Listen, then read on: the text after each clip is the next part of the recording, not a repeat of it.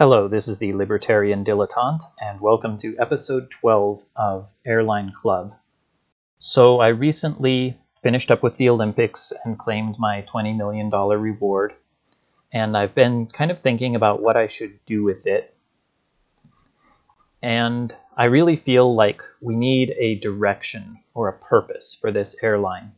My plan had been to find some small countries and try to pick up some reputation points here and there.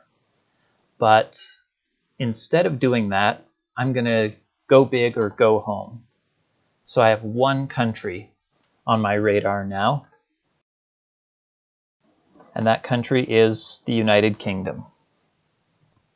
So if we take a look, I need 50,000 passengers in the UK, 55 really, before I get any bonus at all. And if we look, here I am now, I have a little bit less than 5,000 passengers. So obviously, I've got my work cut out for me. It's a long-term goal. I do still like Naples. I'm thinking I'm going to hold on to that. I'm thinking I will eventually get rid of this hub. What I'm going to focus on is finding hubs in the UK and getting as many passengers as possible within the UK. So if we look at the airports available, the best airports are all around London, as you might imagine. I'll go with London Gatwick because it's the next largest airport. Now, interestingly, I cannot fly here from London Heathrow. It's only 40 kilometers. The route is not long enough. It just won't let me make that flight. So they won't really be part of a connected network, whereas London Stansted, here I can. For now, though, I'm just going to focus on London Gatwick, and in order to get there, I need to fly from somewhere other than Heathrow. That's going to be Naples. And just to take a quick look at the Office tab, I think I'm doing pretty well here. And of course my cash flow is positive because I haven't borrowed any money recently. Going to start flying 7 times a week to London Gatwick. I will now build the base. Welcome back. So one thing you might notice right away is that I've closed my base in Turkey. And there's a specific reason I did that. I started looking for an alliance. I feel like I've grown enough that it's an appropriate time to do that. I wound up settling on the alliance that my initial airline is already in. I've already got it selected, Grandeur Air League. And here are the members, here is my initial airline, and here we are as an applicant. So this is the flight map of every member of the alliance. Now you can see we have a very strong presence in Europe. So that should be really helpful for connecting passengers into the UK, as well as a member in Africa, a few in East Asia, and a few in the United States. The overall plan is going to be to become one of the major airlines in the UK.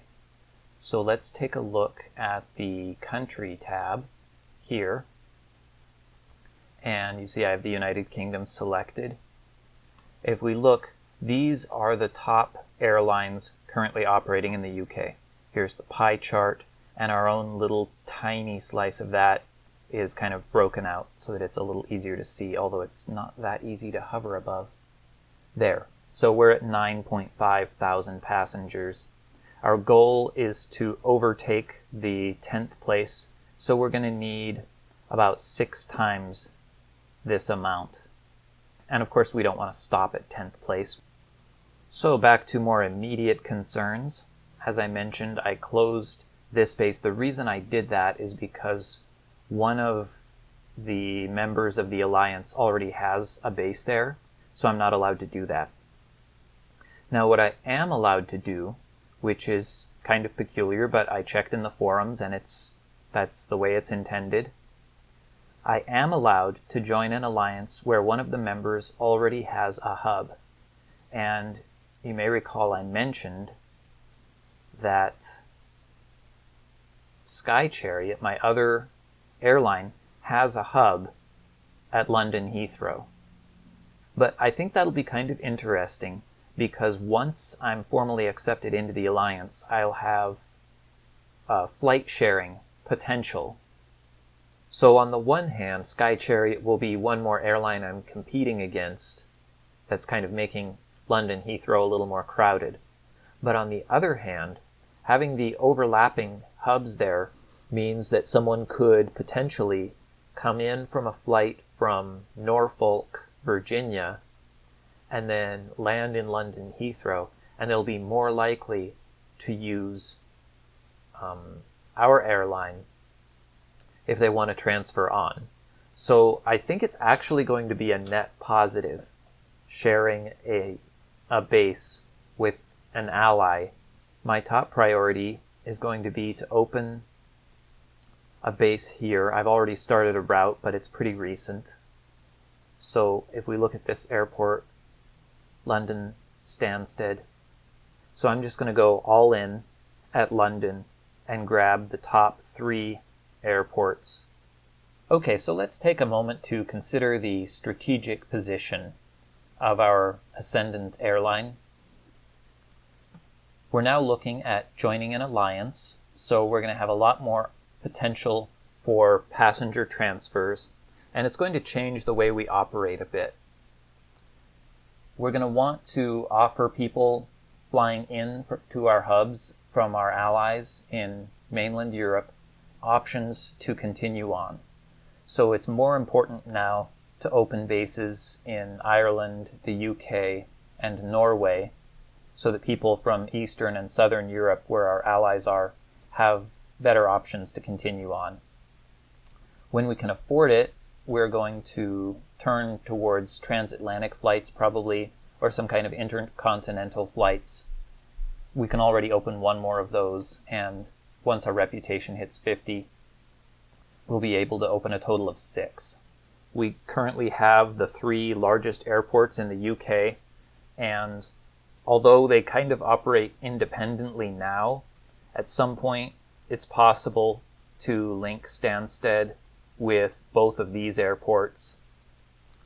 One more thing I'll do just before wrapping up is to take a moment to highlight the city of Rotterdam, since one of our allies has a base there, and he mentioned that it's a beautiful city.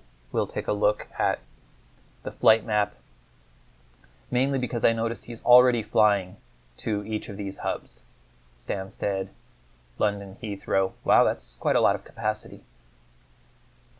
And Gatwick. So once I join this alliance, there will be even more reason for people to travel between these cities. They're pretty close, so it should work out well. And he's flying to quite a few cities that I'm not. The bottom line here is that this will increase traffic for both of us. And just for fun, I took a look on Google and found these images of the lovely city of Rotterdam. And let's take a quick look at this one.